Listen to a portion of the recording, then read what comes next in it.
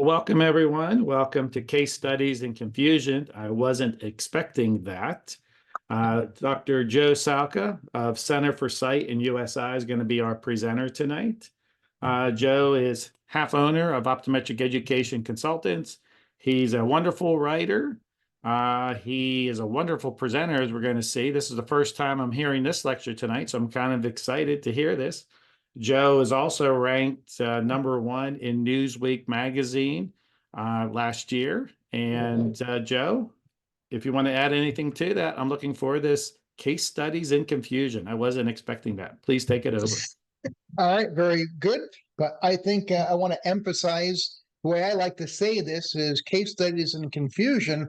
I wasn't expecting that.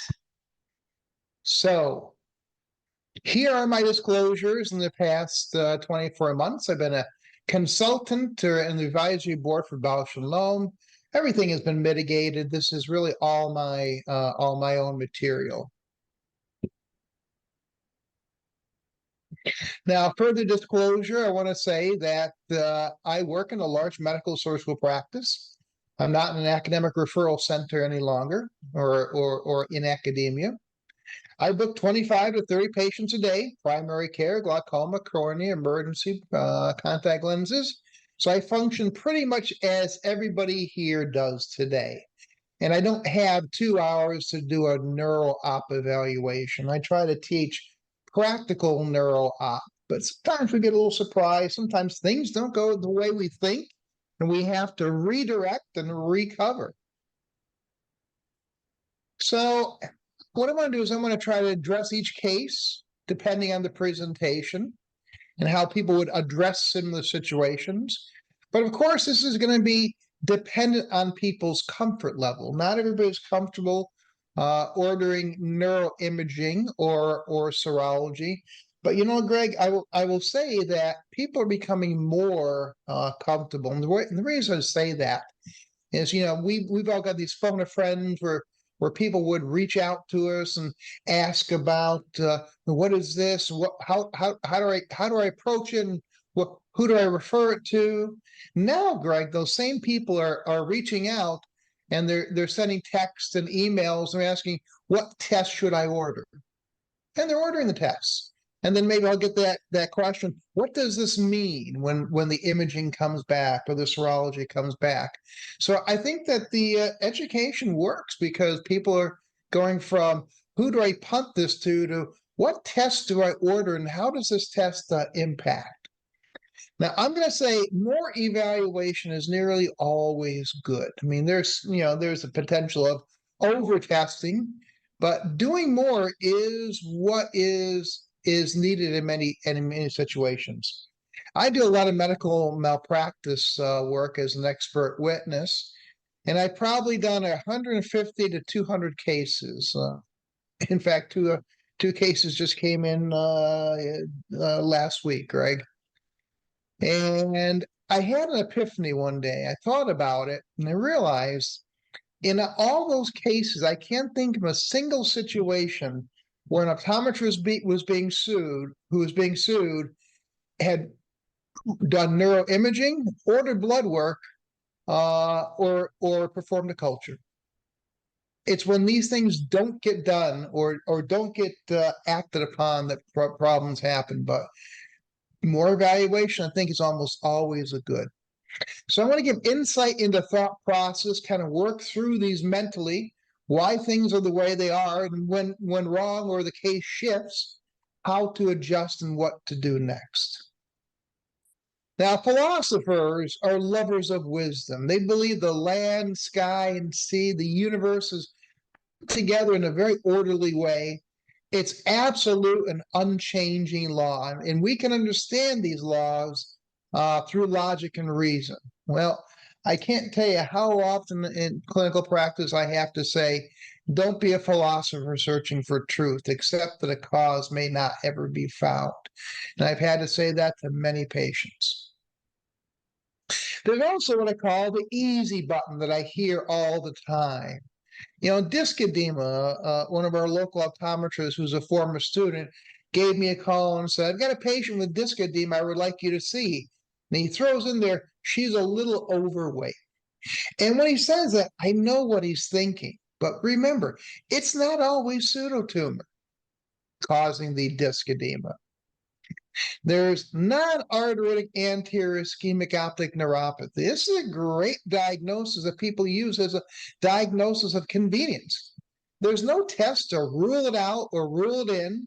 And even if you do, there's no definitive treatment that works. So there's nothing you can do. In some of these situations, they're told, you probably had a stroke in your eye. But to be honest with you, there's a very specific clinical diagnosis that behaves in a very specific way. And if you don't see that happening, this becomes a diagnosis essentially of exclusion. Should not be one of a convenience. And cranial nerve palsies. Well, ischemia is a common cause, but too often I hear people say you probably have a mini stroke, will get better on its own. And if it's ischemic, that is true, but ischemic palsies need to follow a very specific course. And when they don't, you need to rethink what your presumptive diagnosis was. So right now, I'm going to preface all this by giving you what seems like disjointed information that's going to help you a little bit later in this course. Now, this is how non-arteritic anterior ischemic optic neuropathy should present. There should be some ischemic risk factors: high blood pressure, diabetes, atherosclerotic disease, high cholesterol, sleep apnea, smoking, maybe just had cataract surgery. 6-to-1, it's going to be an inferior defect. And it's not like you were taught in second grade of optometry school. It's not altitudinal. It typically is arcuate. Not say it can't be altitudinal. It typically is not. It's as you see right there.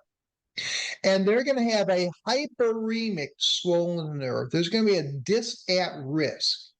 97% of patients with non-arteritic ischemic neuropathy have a 0.2 or less CD ratio. And in my opinion, the others are probably misdiagnosed. So you got a 0.3, 0.4, 0.5 cup. This is not a diagnosis you should be thinking about initially. And there can be a hyperemic swollen nerve. You may see some telangiectasias of the disc. This is the infarcted superior disc, and the disc capillaries are dilated, trying to reperfuse that nerve, and it is very, very hyperemic, typically superiorly. They have progressive moderate vision loss. They go 20/20 to 2200. Usually it's not going to be worse than that. And it is unilateral. Now, bilaterality is very uncommon for non-arteritic. Yes, if a right eye is involved, a left eye can be involved, but it gets involved at an average of about 30 months later. And after 5 years, only 15% of non-arteritic ischemic neuropathies are bilateral. So we have to look at painless.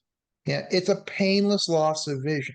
They often know it when they wake up, possibly due to nocturnal hypotension that leads this to happen. The earliest I've ever encountered this was 37 years old I can think of. So late 30s, early 40s, and beyond.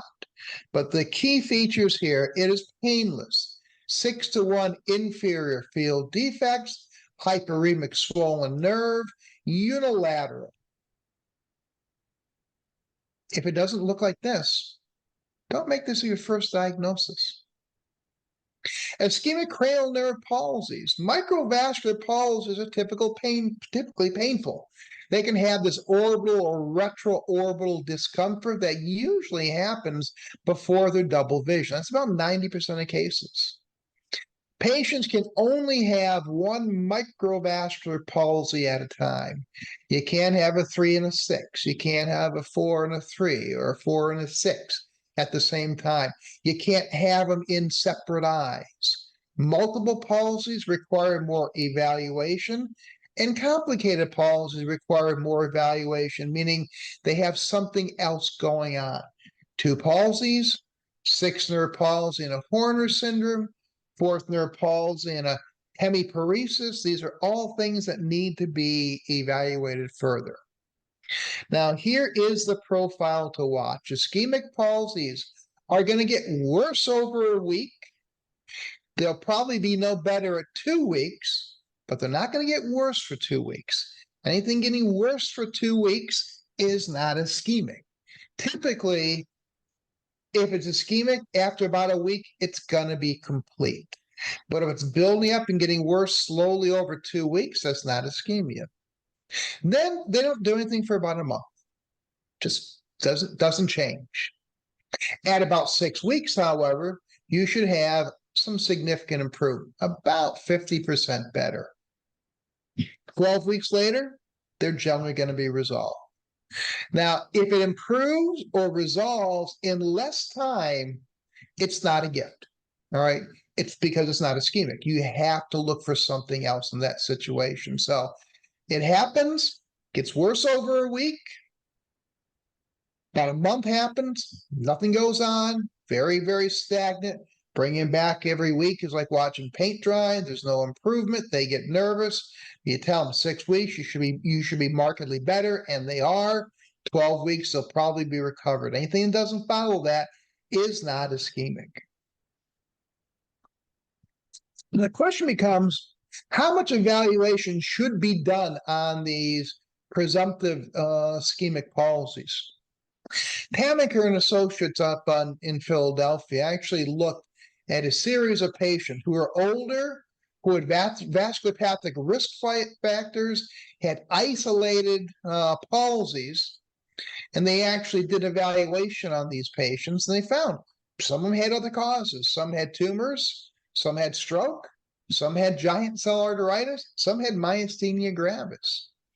So their conclusion was a contrast-enhanced brain MRI is very important, even if it's an isolated palsy, even in patients over the age of 60 who happen to have risk factors.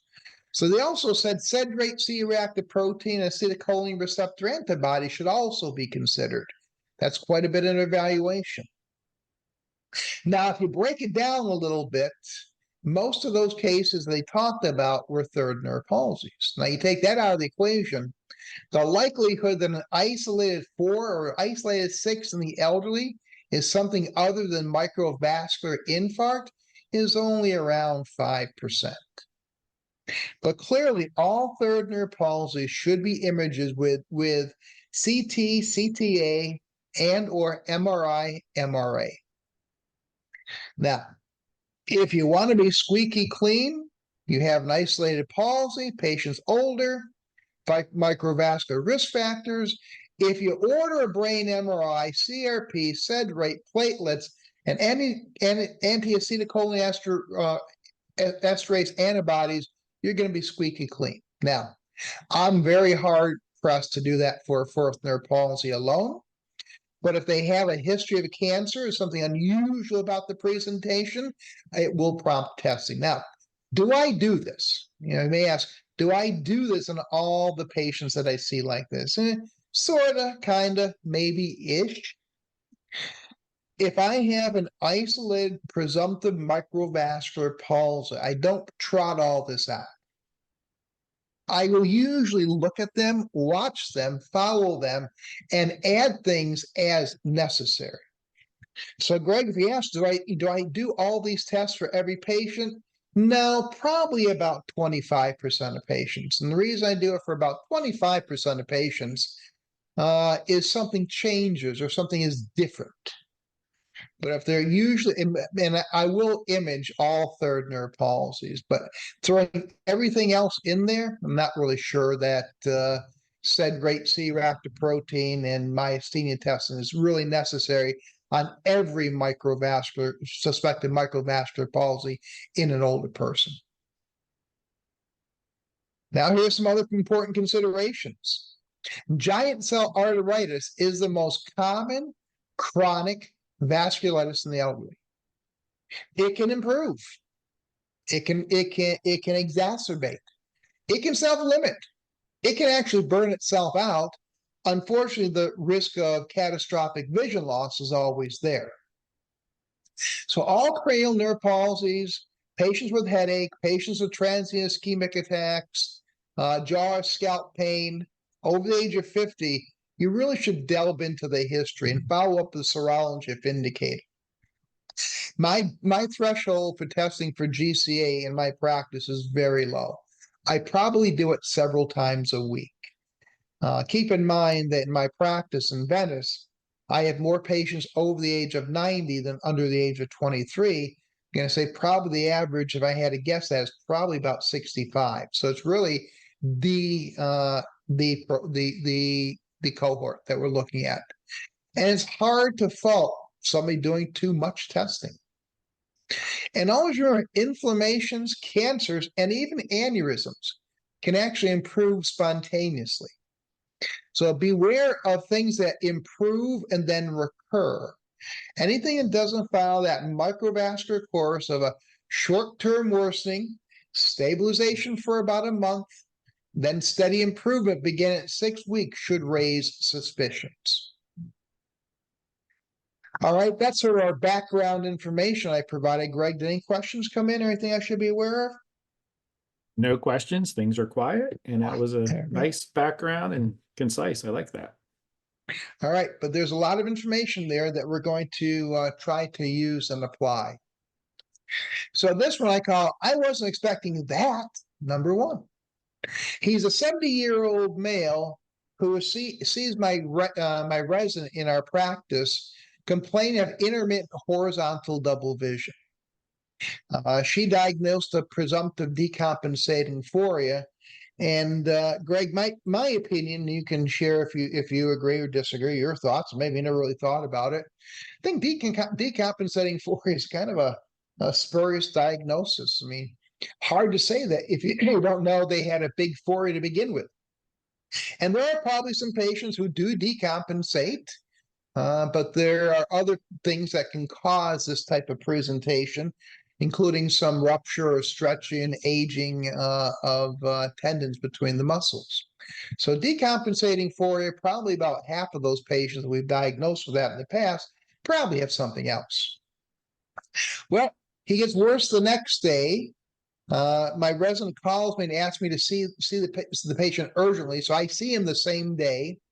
And he's got an isolated left sixth nerve palsy. He's got a mild left abduction deficit, really pretty mild, and a non-common isoposture, mostly at distance, not quite as much at near. And he was mentioning retroorbital pain, just like right behind the eye. And that all makes a lot of sense. He was 70 years old. He had, I think, probably diabetes and or hypertension, maybe some atherosclerosis. So presumptively, I call this an ischemic vascular palsy. We discussed the course and the nature, and I told him this is probably going to get worse in a week. And through the next week, you may start seeing more double. And I told him, so as soon as you walk out of my office, you look diagonal across our parking lot, there's a medical supply store. Go over and get an eye patch. It's going to be very helpful to you. And then I set the patient for the 1 week follow-up that I always use in these presumptive palsies. So 1 week follow-up, I'm expecting pretty much him not to be moving past midline. A significant abduction deficit. Actually, he's better. He's now intermittent. Now when we talk this retroorbital pain, he's now describing more as a frontal headache. No claudication, no scalp pain, no weight loss, no loss of appetite, no other history of giant cell, but I run the serology. Everything comes back elevated. SED rate 68, CRP is 12, should only be about 8. Platelets at 420. And at this point, looks like his intermittent double vision is not ischemic. It is likely due to giant cell arteritis. Initiated 60 milligrams prednisone through his PCP, and I got an ultrasound, which actually came back negative, but this is more a clinical diagnosis. He felt great on the steroid. Headache, diplopia, all disappeared. So he got referred to rheumatology for giant cell management. His vision was fine. My question is, why wasn't it an ischemic palsy? It just got better too fast. The fact the patient gets better doesn't, very quickly is not a gift. It just didn't follow the ischemic palsy approach. And that's why I always set these patients for a 1-week follow-up. So he actually got better too fast. And that's why we had to look for something else. Hey, Joe, before you move on, popped into the chat box right now. What is TAU? TAU, temporal artery ultrasound. And you're also going to might hear TAB, temporal artery biopsy, which is what we typically have done before. Now we're shifting over to TAU, temporal artery ultrasound.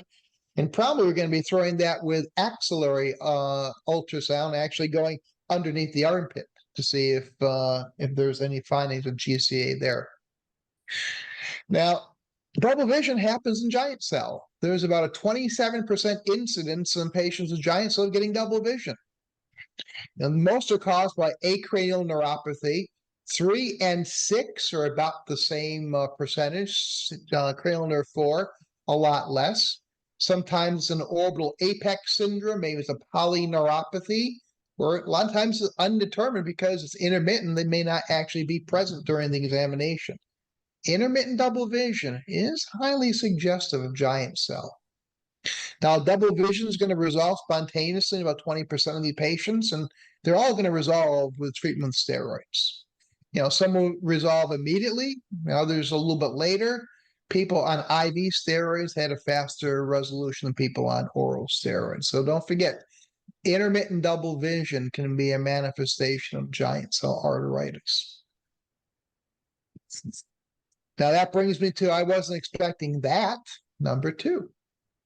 78-year-old female coming in for a comprehensive eye exam. Right? She's just being one of my annual patients. I think she has some dry eye complaints, but she mentioned intermittent right scalp pain during the examination. Doesn't happen every day. Usually happens in the morning, dissipates by the afternoon. Already even happened today. Already dissipated. Her exam was completely normal. No dry eye, nothing else. I'm not sure if she was pseudophakic or had cataracts, but there's nothing unusual about the examination. And I actually wrote down, doubt GCA, but will obtain serology. I run the test. Cedric comes back at 68. CRP is double at 16. She was put on 80 milligrams of prednisone when I contacted her primary care physician, and then we got to refer to a rheumatologist. So this is how we want to be diagnosing giant cell before they have vision loss.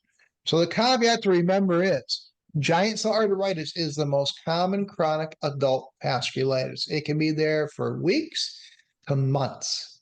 And if they have a premonitory condition called polymyalgia rheumatica, that's PMR, polymyalgia rheumatica, that is probably a manifestation of giant cell, just not really quite as severe, different ends of the pathophysiologic spectrum.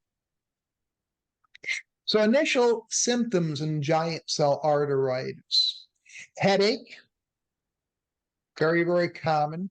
Anytime you get headache arising de novo in an older person, we need to start thinking about this. Polymyalgia rheumatica, PMR. And what I like to say is, think chair, hair, stare, fair.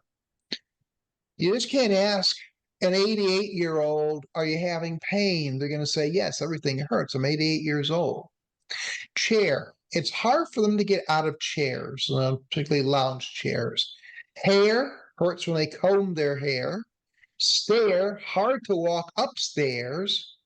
And fair, we used to think this was a Caucasian disease.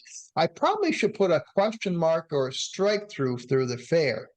We always thought this was a Caucasian disease because a population-based study was done with the vast majority of patients with giant cell arteritis were Caucasian. Caveat, the study was done in Olmsted County, Minnesota. Most people were Caucasian. When they actually repeat the type of study in Baltimore, Maryland, about 30% of patients with giant cell were people of color. I've actually seen my first biopsy-proven giant cell in a person of color within the last year. Fever, Visual symptoms without vision loss, transient ischemic attacks, or double vision.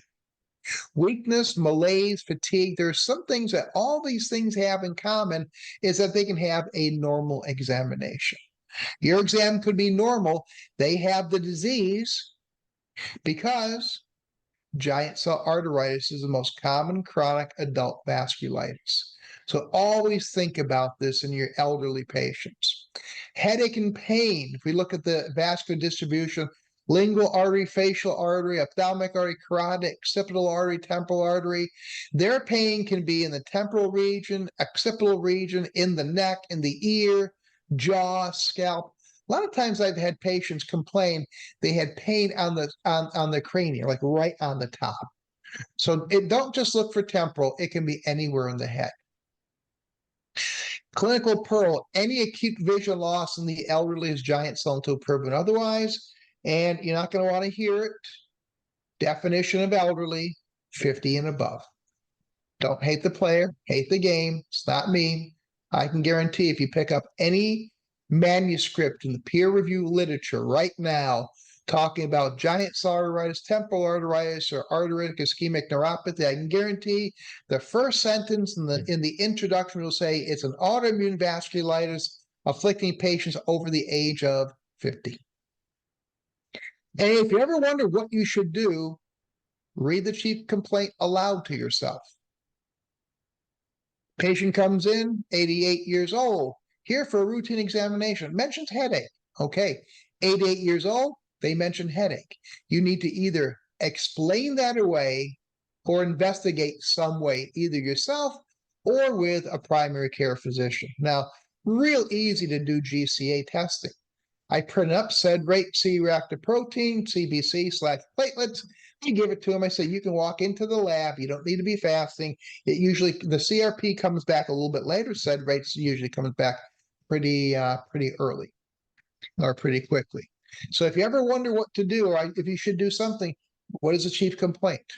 If you have an older person that mentions scalp pain, weight loss, headache, jaw pain, you're really obligated to do something. I wasn't expecting that. Number 3. Hold on one second, Joe, if you don't mind. Oh, sure. Okay, no. So we got 2 questions here. One says, what is the sensitivity / specificity of a temporal artery ultrasound as it compares to the biopsy? So comparing the two. That is a great question. In fact, you and I are going to delve into that later, Greg, in another lecture we're going to do about the autoimmune alphabet.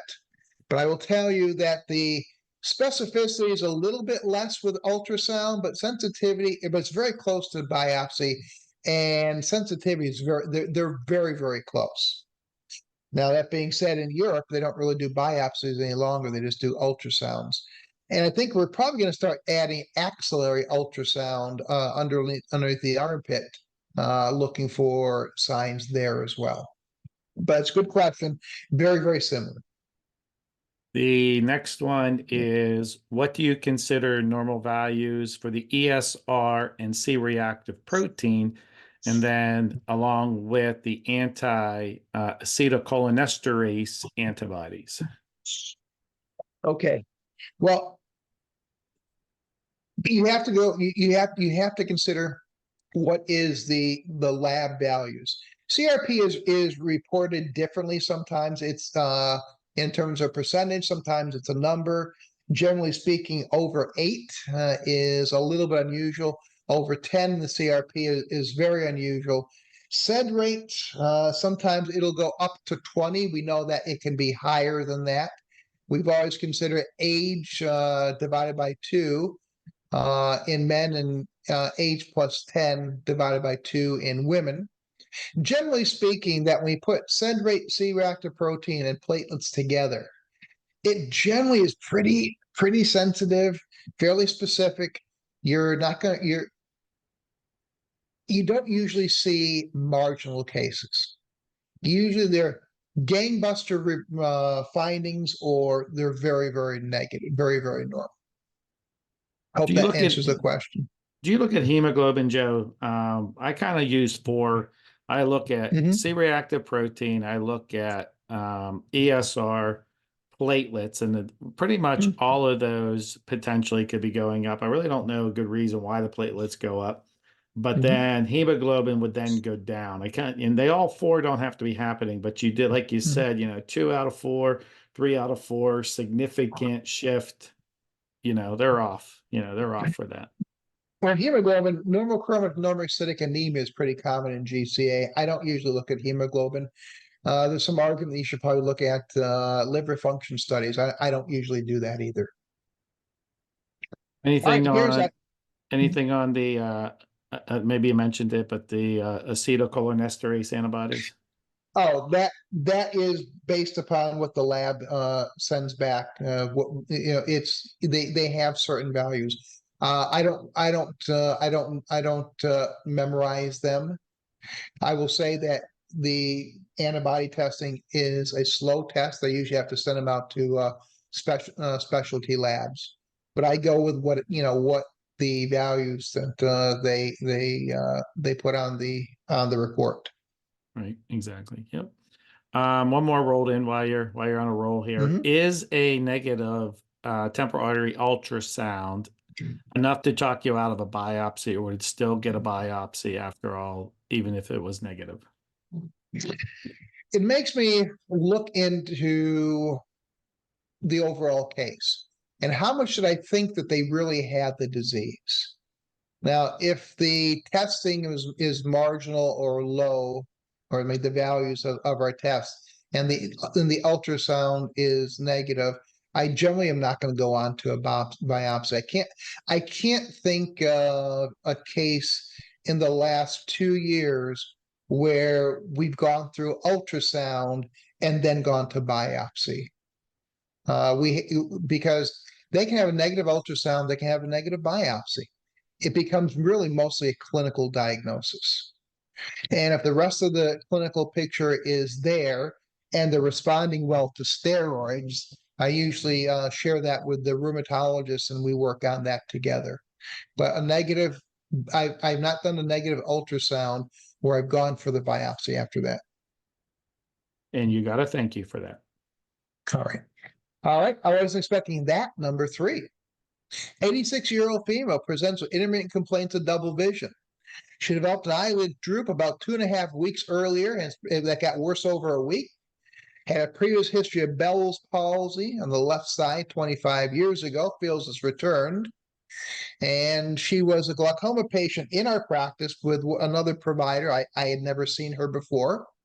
And she developed retroorbital pain and headache with lid droop. Pain was about a 7 out of 10 on glaucoma medicines. Seen and referred, but doesn't make it to see me until 3 weeks later. So we're probably talking 5 to 6 weeks now. And this is what she looks like.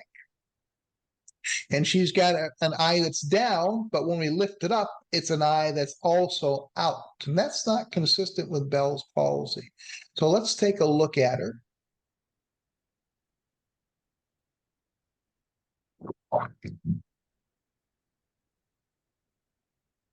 Can you hear me, Greg? I can. Okay. I can't hear the video if you're asking about the video, but I can still hear Yeah, you. I turned that off. But let's just look at it again. Lift her lid. Eye that's out. She's exo. Can't look up. Can't look down. Can abduct. Cannot adduct. And I'm doing a very poor example to show you that she has a fixed and dilated pupil, which had never been noted before in her care. So you can see the asymmetry. This is briskly reactive. This doesn't react to light at all. So that brings me to polling question number 1. What's the likely diagnosis? Is it tumor? Is it aneurysm? Is it inflammation? Or is it ischemia? The question is open.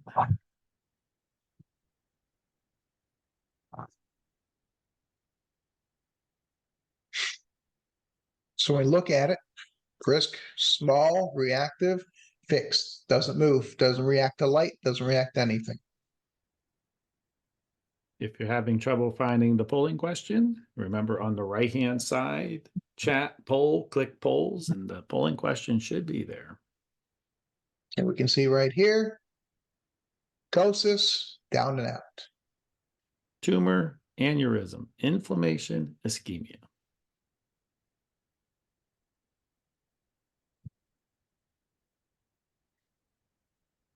All right, Greg, survey says. Yeah, they were a little slow rolling in here. I was giving them a little time, but I'll give you the answer. They're rolling in now.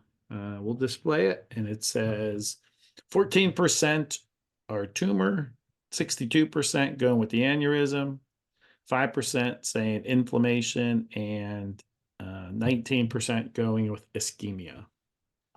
All right, So very good. So your winner is aneurysm, followed by ischemia, followed by tumor, followed by inflammation. So a pupil-involved third nerve palsy is a posterior communicating artery aneurysm until proven otherwise.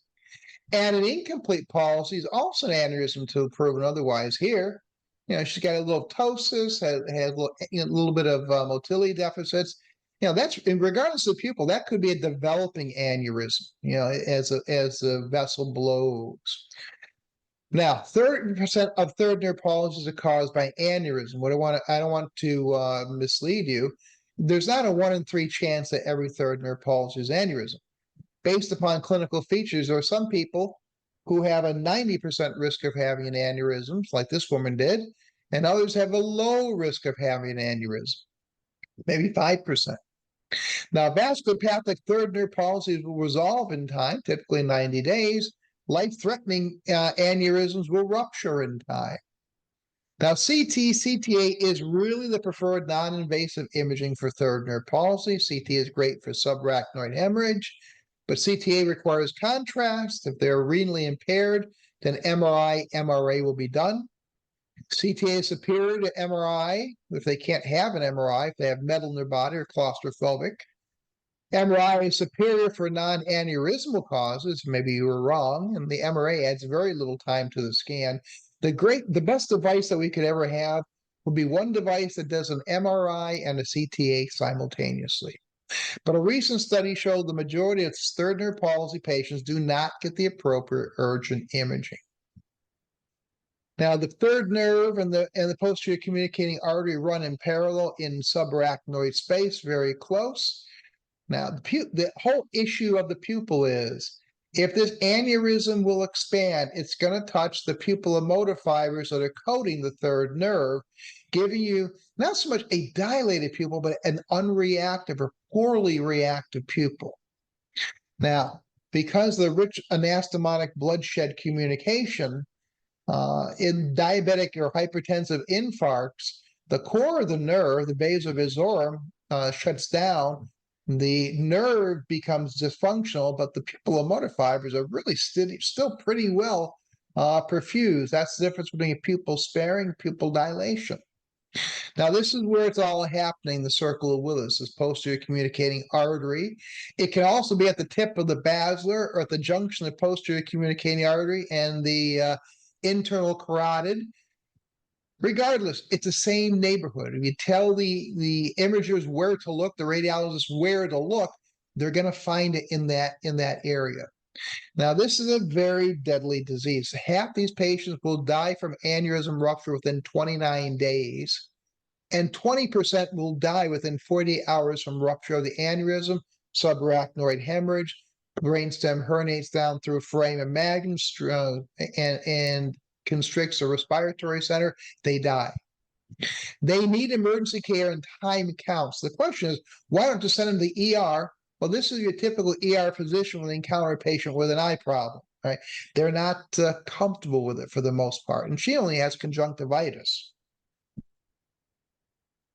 So this is a situation, they don't sit in the ER, they need to go to the ER, but they don't sit in the ER, and you don't send them without help.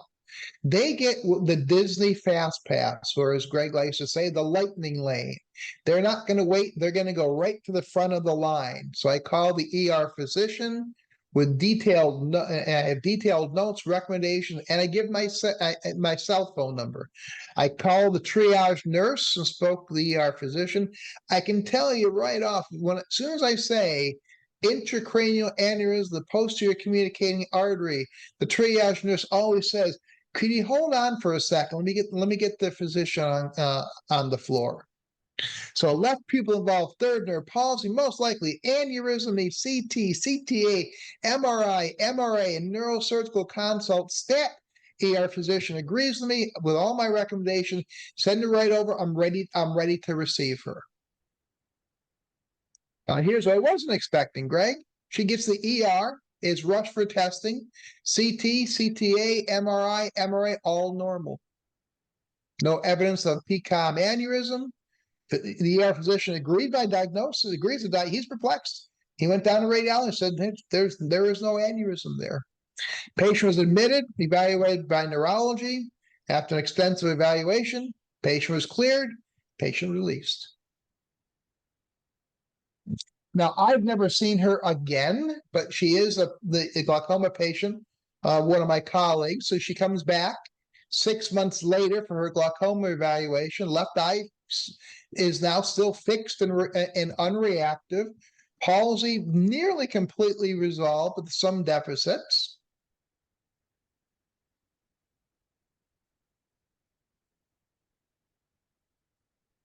So her ptosis is resolved. Her motility seems to have come back.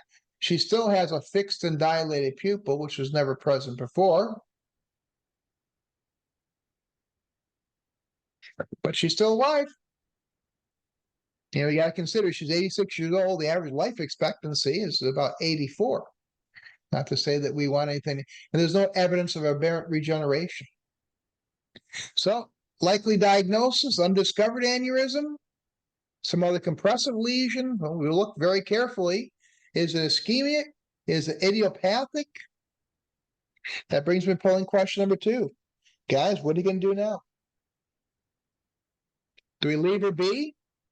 Or do we go through it again? Because there must be a sinister cause.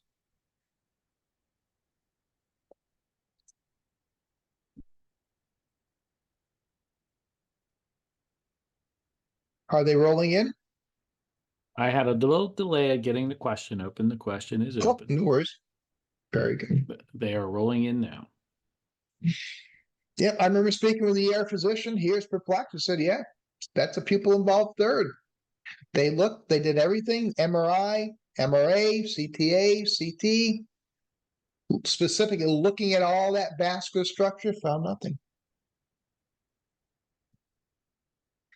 And keep in mind, she was about 5 or 6 weeks before I actually saw her with this. All right. So what does our audience want to do? Well, the audience, I think the polling is trending. It's kind of shifting a little bit back and forth. I'll display it. We've got 67% saying leave her be. All right. And that's what we're going to do. You know, she's essentially recovered. She has no issues any longer. And I said, don't be a philosopher searching for truth. We may not find what we're looking for, may not find any answers, but we did our due diligence. We looked for the worst. We can't find it. But I wasn't expecting that. Here is, I wasn't expecting that, number 4. She's a 71-year-old female. She's 4 days cataract post-op in the right eye and 7 days post-op in left eye. She developed significant head pain, but has a normal post-operative appearance. 6 days later, she still has a headache, retroorbital ache, and develops horizontal and vertical double vision. Now, she's diabetic type 2, high cholesterol, otherwise pretty healthy.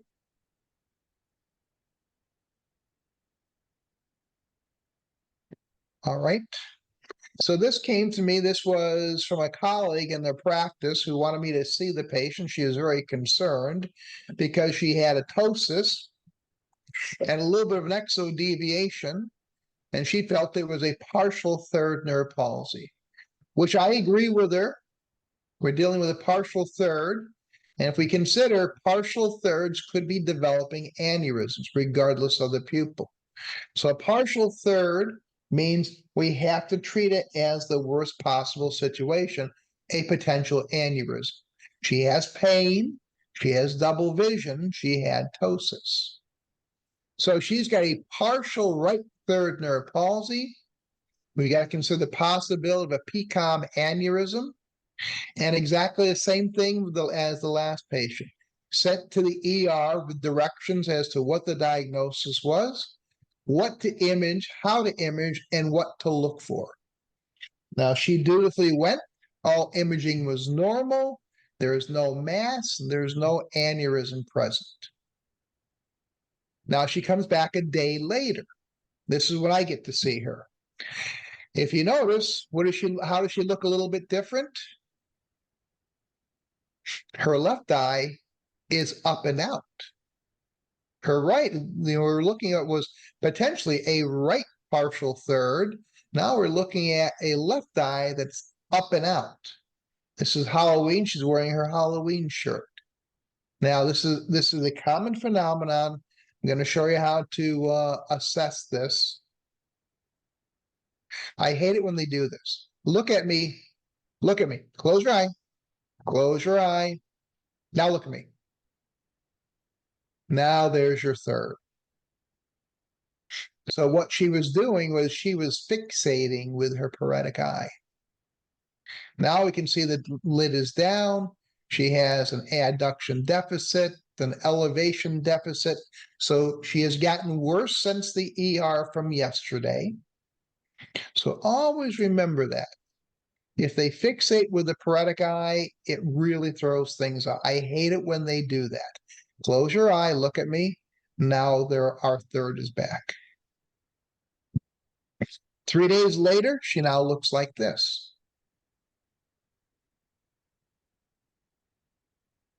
Complete ptosis, can't look up, can't look down. She can abduct, she can't adduct, and her pupils were symmetrical and both reactive. Now, the important thing to remember, PERLA, P-E-R-L-A, that's a dangerous term. We should be looking at pupils in light and dark to assess the response. Because with patients who are anesocoric, there will always be some level of ambient illumination that will extinguish anisocoria. Person can have a dilated pupil from an aneurysm, look at them in dim light, they could be equal in size. Patient can have a Horner syndrome from a carotid dissection. Look at them in light, their pupils can be equal in size. So it's not so much the anisocoria with third nerve palsies, but in the involved eye, you need to look at, please, the reactivity. How does it react relative to the other? The anisocoria may not be that obvious, but the reactivity will be less if there is a compression. So we looked at that. 6 weeks later, what's happening? So she's following what? She is following the presumptive ischemic cause. 6 weeks later, now she looks like this. She's improved. Her ptosis is improving. Her motility is improving a little bit. The challenge with these patients, virtually in every situation, the ptosis resolves first. And when it does, they become diplopic. So that's when the patch needs to come out. So almost always their ptosis will improve, and that will then give them double vision. 11 weeks later, now she looks like this. All right, good motility. Ptosis is pretty well resolved. Typical, exactly what I'm expecting to see. I think after 12 or 13 weeks, any double vision that she was having had since resolved. Now, here's a part that I was not expecting. 4 weeks after she resolved her third nerve palsy, now she looks like this. All right. She's got Good adduction, but now she doesn't have abduction. So now she has gone from a presumptive ischemic third nerve palsy now to a sixth nerve palsy. So let's go back, and what did I say? You're not allowed to have more than one microvascular palsy at a time. Right? These were sequential. There was a period of several weeks where she was normal. Now she developed a sixth. But this is unusual. It's not unheard of. I've had a handful of cases where patients have developed a secondary ischemic palsy after one has resolved. But this is one where now we start to do more evaluation. So at this point, even though she had been imaged, I ran an MRI looking for a cause of a sixth nerve palsy. I did order giant cell arteritis and myasthenia testing. Both came back normal. So at this point, she's almost completely resolved from her sixth nerve palsy. She seems just prone to microvascular insults. Don't be a philosopher searching for truth. Sometimes the cause may not be found. Greg, has anything rolled in yet? We are good. All right. I wasn't expecting that. Number 5. 65-year-old female came to me on an urgent referral. She's got high cholesterol. She's using a statin drug. She had a 2-week history of a shadow in her superior visual field that she first noted when she woke up. It's painless, denies headache, fever, jaw claudication, weight loss, or malaise. She's got no exposure to cats or travel out of the country or to any Lyme endemic areas. Lyme is not common in the state of Florida. She's 20/20 in each eye, but she does have a relative afferent pupillary defect in the left eye. And she had an edematous optic nerve with telangiectatic vessels on the inferior nasal aspect of the optic nerve. So we take a look, and I'm going to say that you can see that maybe the nerve is the margins are a little bit less prominent in the left eye. This was actually a photograph I took on a follow-up.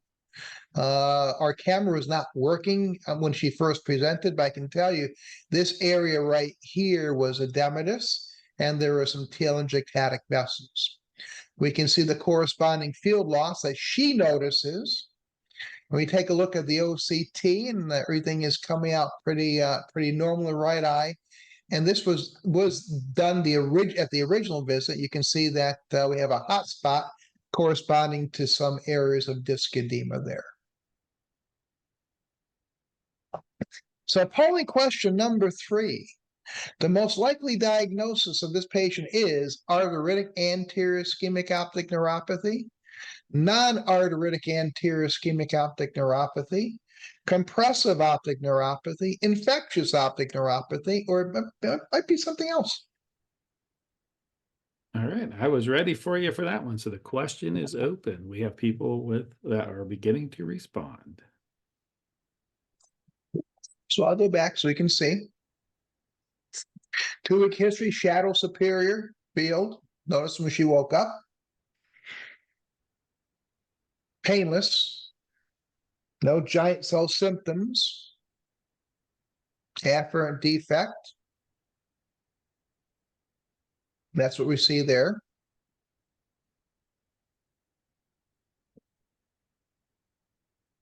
So what do we think that this is? All right, let's display. And we have 23% saying arteritic ischemic, anterior ischemic optic neuropathy, non-arteritic 60%, compressive optic neuropathy 13, infectious 2, and something else 2. Okay. All right. So we have a 65-year-old person, right age, painless, very good. But she has a superior loss. Remember, non-arteritic should be 6:1 and inferior. And you look at her fellow loss, she's probably about a 0.4 CD ratio, probably about a 0.3. Not what I call the disc at risk. All right, so she needs a full evaluation. I'm not going to default to a diagnosis of convenence until I really look at this patient. So we're going to get an MRI of the brain orbits and chiasm with and without contrast. Going to order some labs, ANA, RPR, FTABS, CBC, CRP, ESR, ACE, Bartonella, and rheumatoid factors. These are all things that I ordered up on her. Now keep in mind, she's about 2 weeks late into coming to see me. Now, results. CRP was elevated. Should be less than 0.3 according to this lab. She's 1.2, so that's high. Platelets, normal. SED rate, very high, 78. That certainly is in a range. Once SED rate goes over 50, giant cell is certainly on the possibility.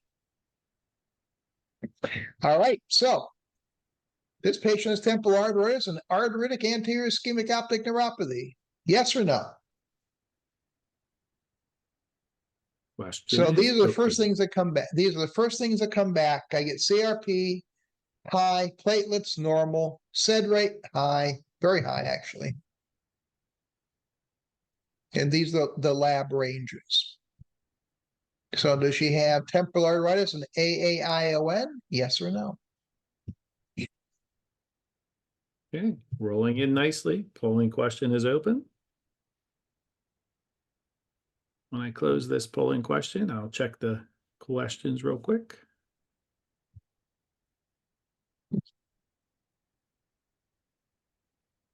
All right, I think the trend is in.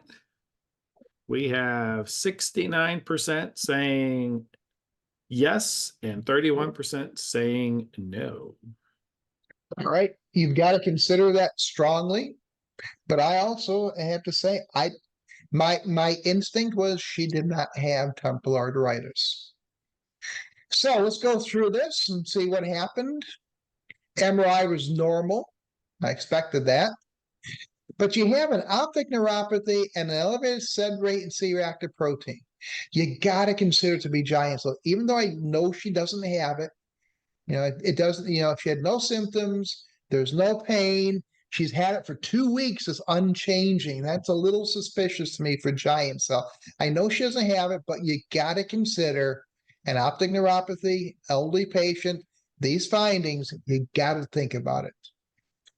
So contact her internist, started on 60 milligrams of prednisone, which really did not much. It really didn't do much. It didn't make her feel any better, didn't help her vision. Temporal artery ultrasound was normal, so based upon that and my sense that it was not temporal arteritis, we tapered her steroids back. Then and all this was done very, very urgently. Now the rest of her labs came back, RPR, FTABS, CBC, ACE, Bartonella, rheumatoid, all normal, but her ANA came back sky high. It was a dilution of 1 to 1280. Normal should be less than 1 to 80 in terms of dilutions. So ANA is markedly elevated, and hence she's got an autoimmune issue, inflammatory issue, and that's why her SED rate, C-reactive protein relevant. And this is very consistent with lupus. So likely she has an autoimmune neuropathy. Refer her to a rheumatologist for diagnosis and management of lupus. Now the question is, why wasn't it non-arteritic? Well, it didn't really have a disc at risk, and it was a superior loss, 6 to 1, it's going to be inferior. When it isn't matching that, we've got to double think it. Arteritic ischemic neuropathy in giant cell, she was 2 weeks before she came to see me. There's no change. Very unusual. Giant cell tends to be progressive and involving the fellow eye. No symptoms, superior loss, very stable. That's why I didn't think that she had temporal arteritis, but I behaved as though she did until I was sure. So autoimmune neuropathy, it is uncommon. The neuro-ophthalmic manifestation of lupus, really uncommon, only about 3 to 4%. And this is our presumptive diagnosis. I'm not going to say definitively that this was it, but lupus-associated optic neuropathy It's either vasculitis or thrombovaso-occlusive phenomenon involving the small arterioles. So it does behave a lot like an ischemic neuropathy, but it isn't a primary ischemic neuropathy. So ultimately, we need further evaluation, the final diagnosis by the rheumatologist. She did get into rheumatologist.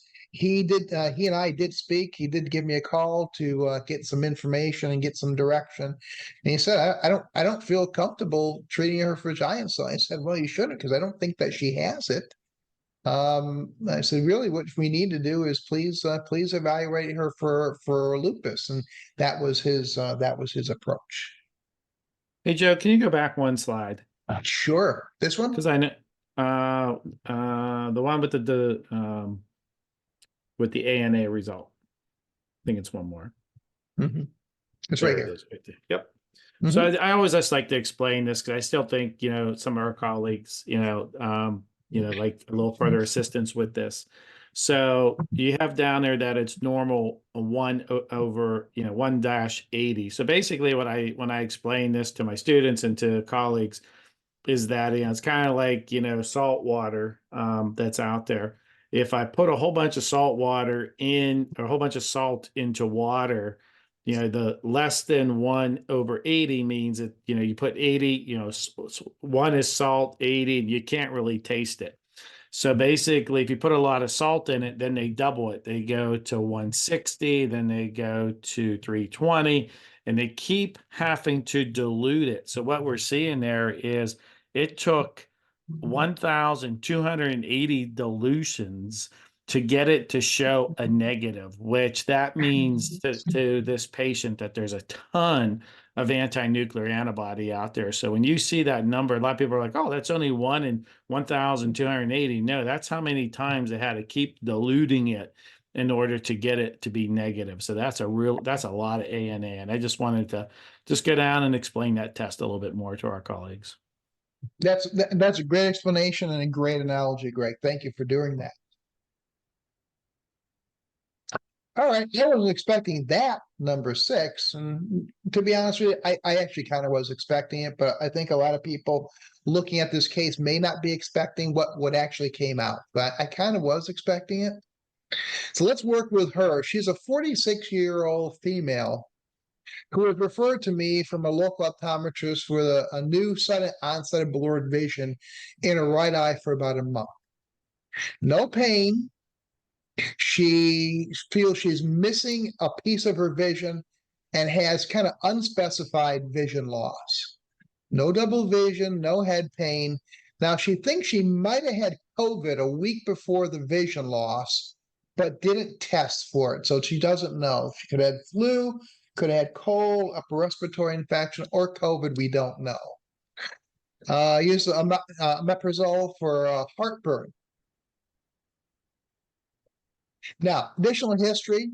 She did offer up. She had some left head trauma from a fall about a year ago, which, in my opinion, probably is just a red herring. She noted vision loss about a month ago and feels has gotten progressively worse. No pain in eye movements. Corrected visual acuity is 2200, but she pinholes down to 2060 on 2020 in her left eye. There is a relative afferent defect in the right eye. Optic nerve appearance 6x6, right and left, pretty symmetrical, obliquely inserted disc, no pallor or edema. Color vision is depressed at 8 of 14 plates in the right eye, 14 out of 14 in the left eye. And fundus and macular OCT are normal. We're going to take a look at that in just a bit. Now, here are her optic nerves, and we can see she has a bit of an oblique insertion and rotation. I think she's probably a little bit myopic there. We take a look at her OCT, and her nerve fiber layer is normal in each eye, and her ganglion cell complex is normal in each eye. And this is actually pretty important information that's going to play into this a little bit later. And here's her visual field. And her left eye is full. In her right eye, she has an inferior defect. So polling question number 5, what's the likely diagnosis? This is going to be a tough one, so I'm going to give it a little extra time. Is it optic neuritis? Is it neuromyelitis optica spectrum disorder? Is it myelin oligodendrocyte glycoprotein antibody disease? That's a couple mouthfuls. Is it non-arteritic anterior ischemic optic neuropathy? Is it infection? Is it infiltration? Or does she have a compressive tumor? So I'm going to go back a little bit and let you all take a look as Greg launches that. So she has sudden vision loss of about a month, no pain. She's 20/60 with an afferent defect, dyschromatopsia, and here are the optic nerves and the neurofiber layer and GCC. Are they rolling in, Greg? They are. Yeah, that's one's leading the charge here, and the rest are kind of equal. We'll give them a good minute to think about this one. This is a tough one. And I'm gonna have to maybe explain what a couple of these things are. Anything roll into the chat yet, Greg? I just checked right before launching. There was nothing that was open, but as soon as this polling question is done, I will recheck. All right. I think we got a pretty good amount that have weighed in. Then let's rock. So it's kind of scattered. We have optic neuritis being at 28%.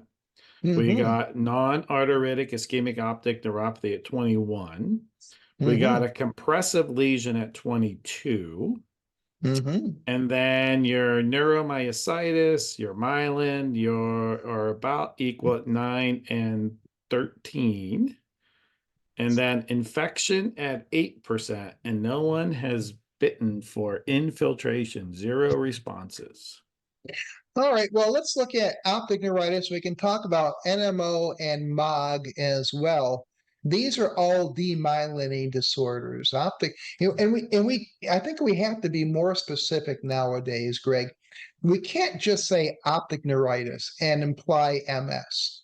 I think we have to say demyelinate optic neuropathy, because 90% of the demyelinating disease out there will be multiple sclerosis, but about 10% fall in this NMO-MOG category. Both are demyelinating diseases. Now, neuromyelitis optica, more of the optic nerve can be involved, the chiasm can be involved. MOG, these antibodies attack the myelin, and these are also going to be typically bilateral. Optic neuritis is more common in Caucasians, where the other two are more common in patients of Asian or African descent. But they're all kind of in the same category now, demyelinating disease, optic neuritis.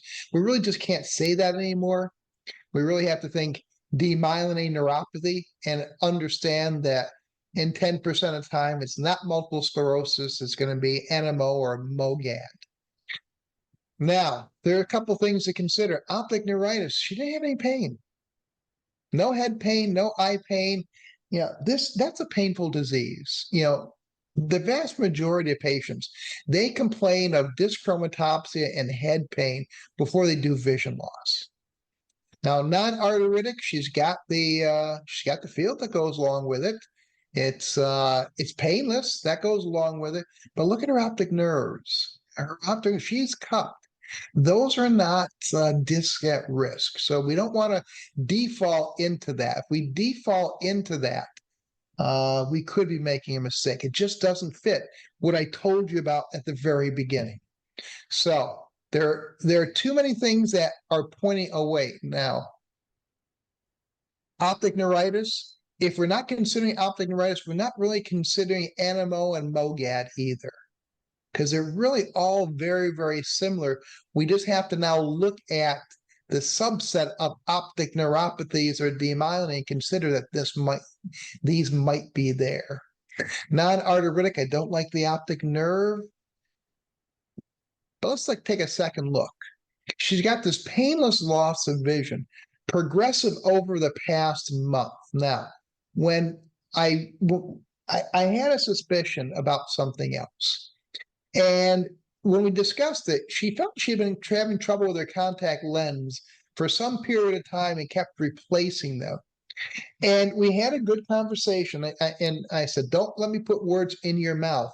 But could the vision loss have been longer than the past month? And she said, yeah, I think it's possible. I thought I had a contact lens problem. Okay, very good. Don't force the history. I said, don't let me put words in your mouth. Could it have been longer than a month? She said, yes. So I think I've been having problems with my contact lens for a while. All right, so we need to have a MRI. This is my study on disorders of the optic nerve and visual pathway, urgent. Please rule out demyelination, compression, infiltration, right optic neuropathy, perform all studies, brain orbits and chiasm with contrast. This is what I ordered. What it comes back is there's a mass effect on the chiasm, extraaxial axial mass connected to the planum sphenoid alley, most consistent with the planum sphenoidal meningioma. So there's mass effect on the optic nerve and the chiasm as detailed above. So she actually had a brain tumor. She actually had what initially came out as sudden loss of vision really was more sudden awareness of loss of vision. And the progressive nature is what kind of pegged me off. And these are these frontal-based tumors.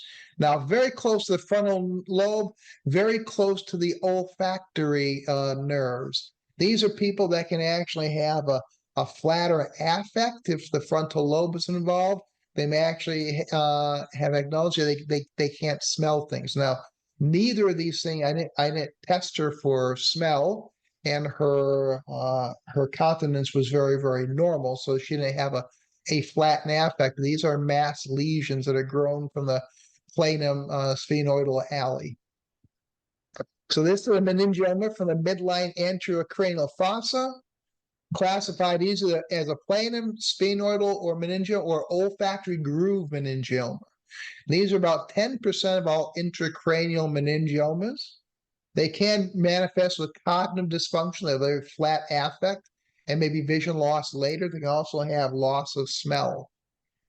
So superior posterior displacement of the frontal lobes, inferior posterior compression of the optic chiasm. Most commonly, these are going to be treated with surgery. Now, question, why wasn't it optic neuritis, right? It was retrobulbar, but it was painless. And typically, if it was going for about a month, optic neuritis tends to show some vision recovery in about a month. And if we're not thinking optic neuritis, we really aren't thinking NMO or MOGAD. And why wasn't it non-arteritic? Well, the optic nerves just didn't match. Now, she ultimately underwent a surgical removal with a craniotomy. I offered this up to our local neuro-ophthalmologist, orbital surgeon, and his neurosurgeon. They both passed because of the high-risk procedure. Too close to the chiasm and the internal carotid artery, but they did recommend me to a top skull-based surgeon at Tampa General. But it took about 4 months to get in to see him. And when he opened her up, it was tightly wrapped around the optic nerve. He had to leave a bit of the tumor, but he told her, said, look, if we did nothing, it was going to cross over. You're going to lose both eyes. You're going to lose vision in both eyes. She came back to see me in last month. I scheduled her for the Don't Fall to the Cracks 6-month follow-up appointment. She felt her vision was better, less dim, maybe not as bright as the left eye. No afferent defect. Color and contrast were not tested, but now she's 20/15 in each eye. And we take a look, and This is what happened to her visual field at time of diagnosis, post-surgical. And this is as good as it gets. We gave each other a high five on this one. It doesn't get any better than this. When you can identify something happening to the optic nerve, get it corrected, and they actually do well. And what I pointed out earlier was the neurofiber layer and the GCC were normal. This is an important consideration. Why this was important is there was functional loss, but there's no structural damage. Meaning that, and I told her when I got the imaging back and described to her what's going on, told her if it's operated, I think that you could have some visual recovery. Now, if the GCC and the nerve fiber layer were depressed, if they were damaged, I wouldn't expect surgical recovery. Because the structure was still good, I was optimistic that this would happen. This was a win. In neuro-op, it doesn't get better than this. But this was a team effort. The optometrist who originally saw something wrong, I worked her up, I got the imaging, and the surgeon was the right surgeon who did a great job. So this was all a team effort. Anything come in, Greg?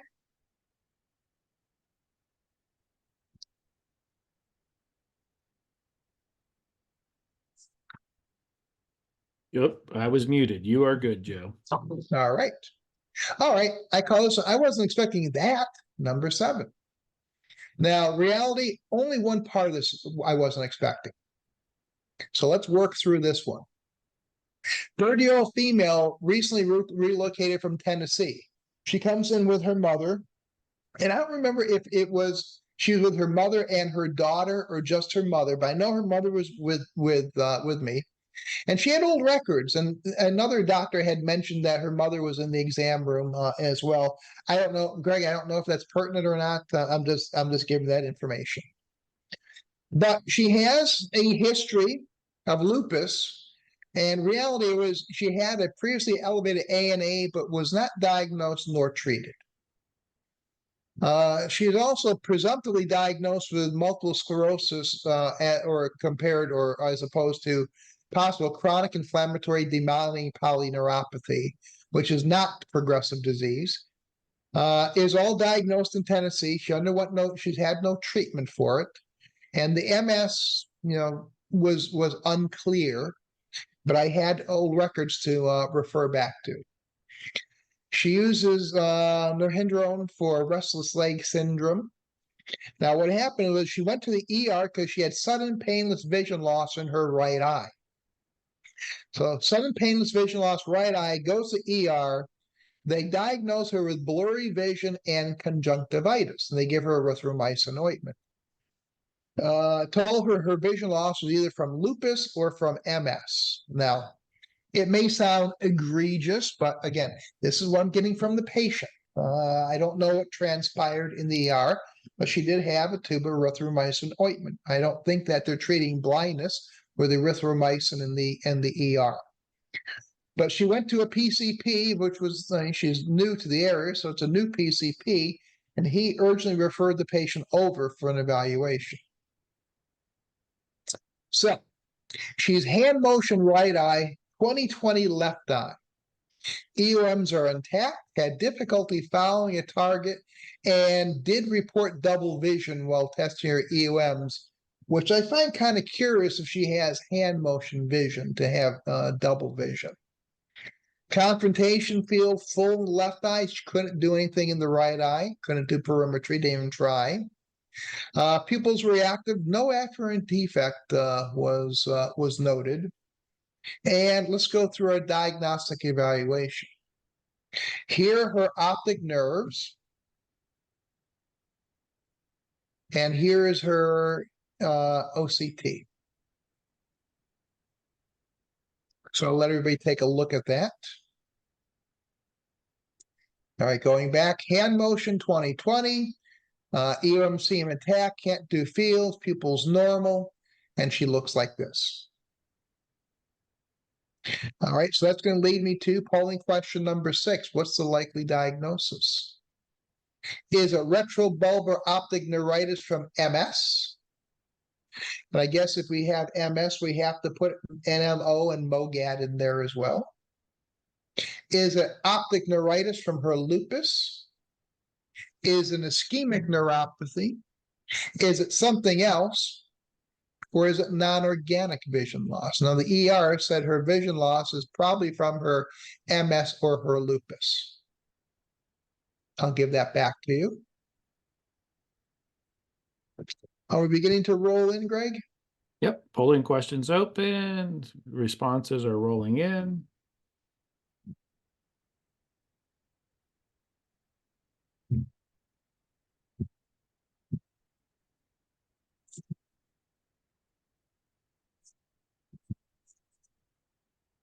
And it's all about What an is her equal, like?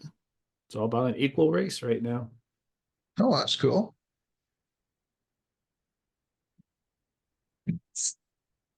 So what is her likely diagnosis?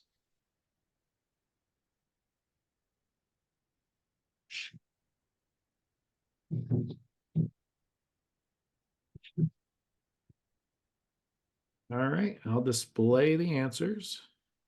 All right. All right, we have retrobulbar optic neuritis from MS, 31%. And then I'll just go right in order. Retrobulbar optic neuritis from lupus, 5%. Ischemic optic neuropathy, 17. Something else is 20.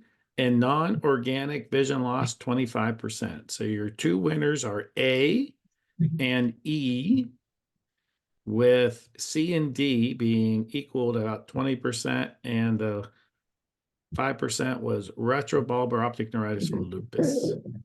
All right. Well, let's work through our case and see where we're going to go with this. So I ordered brain, orbits, and chiasm, MRI, with and without contrast. Those are two separate scans. And I also ordered antibodies for myelin oligodendrocyte glycoprotein and aquaporin 4 for NMO, these antibodies. I explained the urgency of all to her because if we're dealing with MOGAD or NMO, she's going to need early, almost urgent treatment with steroids and probably plasmapheresis. And I set her follow-up for 1 week. Now, unfortunately, the imaging center couldn't get her in for everything, but we agreed to split the two tests, brain as one test and orbits and chiasm, between 2 visits 1 day apart. Now, interestingly, she missed her 1 week follow-up appointment, so my staff left the message to reschedule immediately to stress the urgency that she needed to come back to see me. She rescheduled the appointment for a week later, canceled on the day of the appointment. Now, here's the part I wasn't expecting, the MRI results. And it wasn't that I wasn't expecting the MRI result, I wasn't expecting to get them. All right, she went. Now, brain showed old demyelinating lesions, but no active plaque, otherwise unremarkable. So there is evidence that there might be a demyelinating disease, such as multiple sclerosis, but I'm not a neurologist. I'm not making that diagnosis, but there are old demyelinating lesions. Optic orbits and chiasm, optic nerve, chiasm, proximal optic tract, normal size and enhancement. No evidence of abnormal enhancement, inflammation, or demyelinization. Optic nerves are fine. No antibody testing was ever done. I didn't expect to get those back. Left the message again, importance to follow up and get the results. You know, I wanted to talk to her personally about this. Never heard from her again. So what was it? Non-organic vision loss. And I was suspecting this all along. Like I said, the only thing I wasn't expecting was she actually went for the MRIs. I was kind of shocked. Didn't get the antibody testing. Never came back. Never responded to our calls. So why isn't it optic neuritis? Well, hand motion vision happening suddenly is not the appearance of optic neuritis. You usually have a progressive loss of vision over the course of a week. tends to start to get better. It was painless. Remember, optic neuritis is painful. If it's painless, I don't think that we're dealing with demyelinating disease. So, always remember, don't be a philosopher searching for truth. You're not going to find it. And always remember, you can fake vision loss, but you can't fake a pupil defect or a nerve fiber layer. Her nerve fiber layer, her ganglion cell complex, and her pupils were normal despite the fact that she had hand motion vision. It just seemed a little bit dodgy to me, and that's why we ended up where we did. Greg, is anything coming yet? You are good. All right, let's do some field follies. We haven't done that in a while, Greg. So I'm just going to talk about this and share with you a few things that that occurred. Just as a reminder, you know, we all got this in probably second grade of optometry school. We can certainly see the nasal retina crosses at the chiasm to join the temporal fibers from the other eye. We have more temporal fibers than we have nasal fibers. So a lesion in this area right here can give a hemianopic defect as well as a relative afferent pupil defect. So let's take a look and kind of go through some of these things right here. All right. So if we have a lesion of the optic nerve, we're going to have possibly no light perception or certainly significant vision loss in that eye only. At the chiasm, because of the nasal fibers, we're going to have the bitemporal defect. The optic tract, we can have a incongruous hemianopic defect. However, because of the greater number of temporal fibers, we can get a relative afferent pupillary defect as well.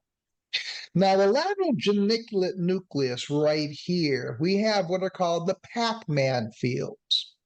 We can have a right homonymous quadruple sectoranopia or a right homonymous sectoranopia. We call these the Pac-Man fields. And these are localizing to the lateral geniculate nucleus.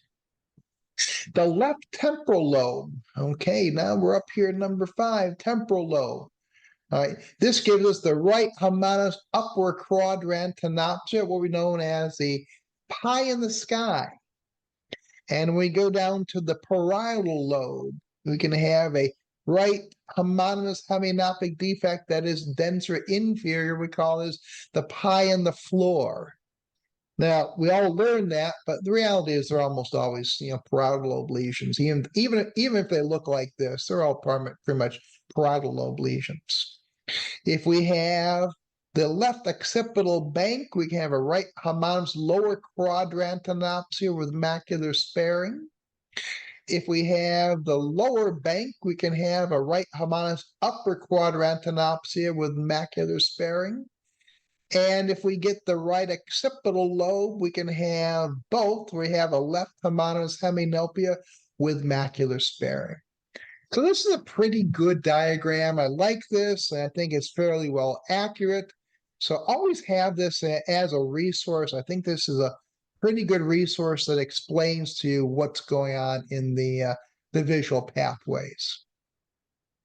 Now there's a couple others I want to call out. Additional, we talked about the lesion of the chiasm. If it's compressing from below, which is usually pituitary, we can have a bitemporal defect, which is denser superiorly initially. If it's compressing from above, which is a craniopharyngioma, it is a bitemporal defect that begins inferiorly. But now we have the junctional scotoma. Now we're involved in the chiasm and part of the optic nerve. So we can actually have a quadrantic or hemianopic defect with central loss, and tells you that you're going to have some optic nerve involvement, and typically there'll be a relative afferent pupillary defect. Here's a nice example. It was a large mass, something kind of like this as I drew it in there. All right, we have left eye vision is affected. This was a hand motion eye, but you can see it's bitemporal. So we have the junctional scotoma, where there's a quadrant or a hemianopic defect with central loss in the in one eye. And of course, it'll often be an afferent defect. And here's another junctional scotoma, the junctional scotoma of Traquair, where we have either a hemianopic defect or a complete nasal defect in one eye only. Here, if we have a lesion affecting this part of the retina, the nasal fibers, but not the chiasm, we get temporal loss. This eye is fine. If we have a lesion that's affecting the temporal fibers, but not the chiasm, we can have nasal loss. We call this the junctional scotoma of Traquair, and this is where we're looking. Now, this is where you tell the radiologist to look. These are almost always mass lesions, adenomas, meningiomas, but these are almost always mass lesions. So when you see the junctional scotoma of Traquair, very, very impressive. This is very, very localizing. All right, so we had a little bit of fetal follies. That will prep us up for I wasn't expecting that, number 8. And we call her K number 1. Her name is K. 70-year-old female, chief complaint blurred vision from cataracts. She's 20/40 and 20/30. Pupils are normal. She's got nuclear and cortical cataracts. Has always been able to do all activities of daily living. She's a type 2 diabetic with mild. Just moving some things around here. With mild diabetic retinopathy. Now, in her cataract consult, her confrontation fields were normal, so she was referred to me by the cataract surgeon for a neuroevaluation to determine what was the cause of her field loss. And really, he's asking, can she have premium cataract surgery? All right, so we take a look, and this is what we see. So this was picked up by the technician. Very nice job, doing a cataract consult. And we see that left inferior quadrant defect. Pretty impressive. So it brings me to polling question number 7. Greg, where is the lesion?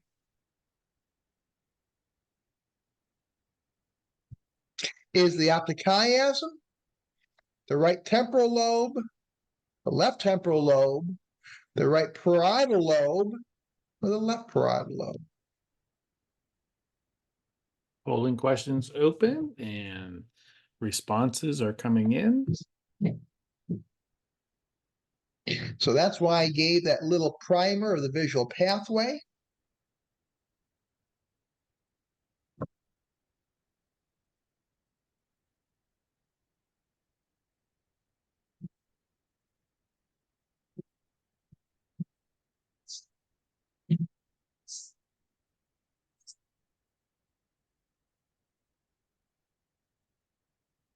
And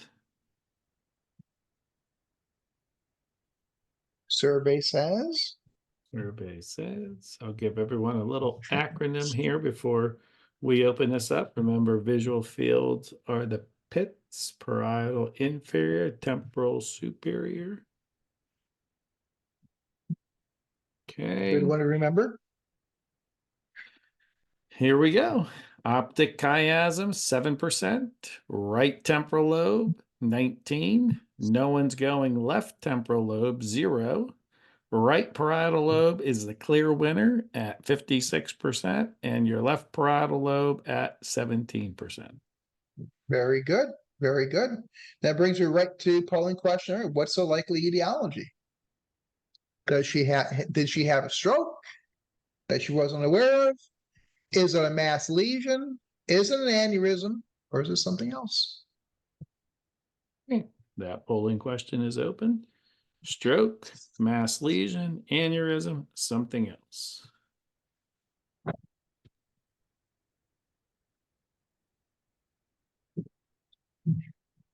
think people probably have a opinion right off. Polling questions are rolling in. Excellent.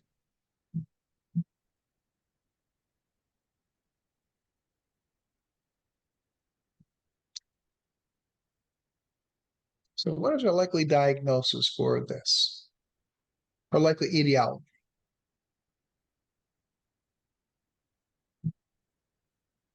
All right. So looks like the trend is set. It's like election night. The trends are set. So. All right, I'll display it. And we have 54% A leading with stroke.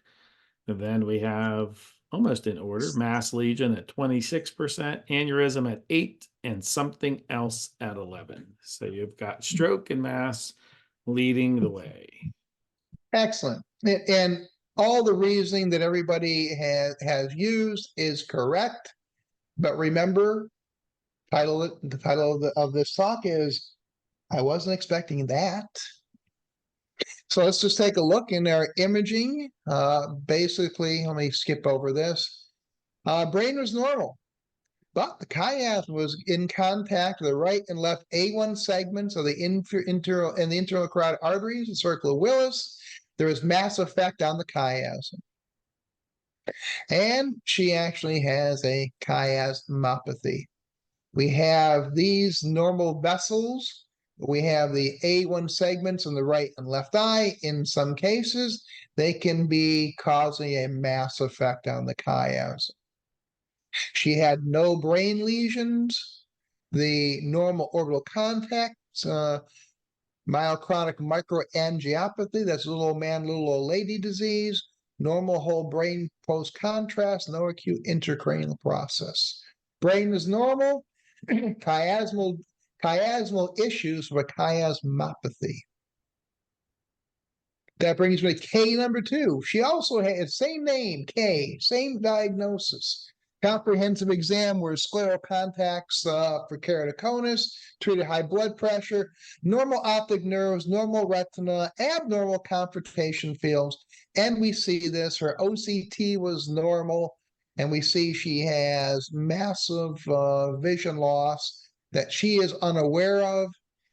Pull the imaging, we can see the right lateral side of the chiasm abuts the distal right internal carotid artery, left side of the chiasm abuts the A1 segment of the left cerebral artery along the superior aspect. There's a slight secondary upward tilting of the right side of the chiasm. This is rarely symptomatic. No pituitary abnormality found. Optic tracts and intracranial optic nerves unremarkable. Cavernous sinus unremarkable. So I guess the moral of the story is if you have a patient named K, you need to think they probably have a chiasmopathy. Coincidentally, both patients had the same first name. Chiasmopathy, a compression of the anterior visual pathway by the intracranial arteries. It's a congenital abnormality. Compression by arteries can be a causative factor in patients who have unexplained vision dysfunction. Carotid artery optic nerve compression, most frequent, followed by chiasmal compression of the anterior cerebral artery, or a combination of the optic nerve and chiasmal compression. This deformation is actually described as a relatively frequent radiologic finding. We just don't do fields on these patients. Mechanism is controversial. We don't know exactly why they had the defects. They're probably born with them. They're not aware of them. And the defects are largely just non-progressive. So it's something you may not have been aware of, chiasmopathy. We think that also very important is when you see something like this, don't tell the radiologist, look in the right parietal lobe. Tell them we're looking for something affecting the right visual pathway with emphasis involvement parietal lobe. There may not be something in there, but it may be something in a distant site causing a shift that affects that part of it. So be careful of how we say it. So there are patients who have chiasmopathy, significant vision loss. It's not stroke, it's not progressive, it's not treatable. I think I'm going to wrap up right here. I wasn't expecting that, number 9. 77-year-old male with glaucoma, mild, being followed by one of my colleagues in practice. Has cataract surgery, does very well, has an eye stent, doing very well. Pressure is very good, 0.5 CD ratio, 0.7 CD ratio. So not my patient yet, seen by one of my colleagues in my practice. And here are his OCTs. We can see some abnormalities in there. And we see his visual field loss is relatively mild. And this was most recently at 9/2021. And then he comes back for a repeat field with my colleague, and she finds something alarming and refers the patient over to me. And I repeat the fields, and this is what the patient has. So what are we looking at there? Here are his last fields. Here are his new fields. No change in medical history. And what does this look like? It's Pac-Man field. It's a very incongruous right hemianopic defect or quadrant defect. We can have the Pac-Man like this, the right sectoranopia, which is what we're looking at right there. And this is telling us that we're looking in the left lateral geniculate nucleus. So this is a person who has earned the big ophthalmoscope. He is going to get neuroimaged. We're looking for, among other things, stroke. We're looking for demyelinating plaques. We're looking for mass lesions. We're not looking for aneurysms, no big vessels there. But we know what to tell the radiologist to look for. So depending on what circulations being involved, we can have the true Pac-Man fields from anterior choroidal occlusion or posterior choroidal occlusion, giving us our sectoranopic defect, which is what exactly we're looking for. And MRI comes back normal, no mass lesion, no hemorrhage, no infarct. But this is one of those things where we pick up the phone and we call the radiologist and ask him to reread and pay attention to the left lateral geniculate nucleus. He does, and Greg, these radiologists, they have their own atlases, their own picture books, and he said, "Look, I'm looking at the atlas. I see nothing like that in the left lateral geniculate nucleus. He's still normal." All right, so repeat the field again. We see that it is reproducible, but certainly not getting worse. Bring him back, repeat again 6 months later. It's not getting worse. But now enough time has gone by. I'm ready to re-image him, and we have I remember having a conversation with the radiologist, and he said, what are you looking for? I said, well, one thing I'm looking for is stroke. He goes, well, okay, but if he had a stroke, there's nothing you can really do about it. And I said, yeah, but if he's had a stroke he's not aware of, he needs to be in the hands of a stroke neurologist. The radiologist goes, yeah, you got a point there. You're right. So repeat it again. Order another MRI, still normal. No mass lesion, no hemorrhage, no infarct. Stable compared to the previous examination. There's nothing there. So what do? Not much we can do. Our next step is, an exploratory craniotomy. Crack open the skull, take a look, see what's going on. Patients don't really like that. We don't do that anymore. Don't be a philosopher searching for truth. You may not find it. He's fine. He's satisfied. He's not worried. He's asymptomatic. We've done our due diligence. There's nothing else we can do. So with that, Greg, I think I'm at my time. I'm not going to finish up the last case. No reason to rush through it. Anything else that I haven't touched upon yet? Well, I kind of feel bad. Genevieve back at 9:34 said in that last case, what about malingering? So I'm not sure if you're familiar, probably about 3 cases back, 9:34, which case it was. Yes, I know exactly which one that was. That was the patient who had lupus or possibly had lupus, possibly had demyelinating disease, hand motion vision, normal OCT, normal appearing nerves, normal pupils. Who asked me for that? Was it Allison? Nope, it was Genevieve. Oh, Genevieve. I'm sorry, Genevieve. Malingering is not a term that we as optometrists, ophthalmologists, neuro-ophthalmologists should use. We don't, because malingering implies gain. We don't know that. We don't know the psychology behind it. So we shouldn't say that. Also, psychological vision loss. We're not psychologists or psychiatrists. We shouldn't use that term. The only thing we can say is non-organic. We don't find an organic cause. So malingering, I caution us to stay away from because it implies gain. We don't know that. I think that's it, Greg. Yep, you're all caught up. I'm going to, before moving on to the next slide, just show everyone right here, because I can see it. There's a little red dot. If you want to complete that survey, click there and start the survey. And Joe, you're all caught up on questions. Thank you for doing this. This was Case Studies in Confusion. I wasn't expecting that. But Joe, if you have any final comments before we end the CE, as the presenter, great job. Any final comments? Not only that, be aware of how things should present, and when they don't present the way you think that they should, start to investigate for further things. There's rarely ever you do too much testing, and as long as you have the patient's best interest, you'll do fine. So with that, I think we can just wrap up our housekeeping and go, and we can all sign off. Yeah, I think your pearl of check the whole tract because things can be pushing and causing. I think that was one of the best pearls I picked up tonight. So yeah, good job. All right, you're getting your virtual round of applause starting to roll in.